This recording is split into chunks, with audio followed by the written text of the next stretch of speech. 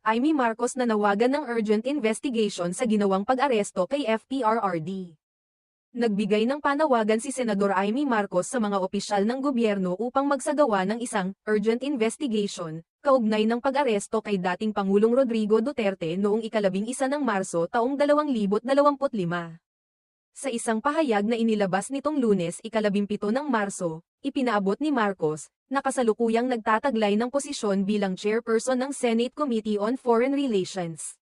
Ang kanyang kahilingan na imbestigahan ang insidente ng pag-aresto sa dating Pangulo. Matatandaan na noong 11 ng Marso. Inaresto si Duterte batay sa arrest warrant na ipinalabas ng International Criminal Court, ICC, kaugnay ng mga kasong, krimen laban sa sangkatauhan, na may kaugnayan sa mga operasyon sa war on drugs. Sa ilalim ng kanyang administrasyon. Sa kanyang pahayag, sinabi ni Senador Marcos, as chairperson of the Senate,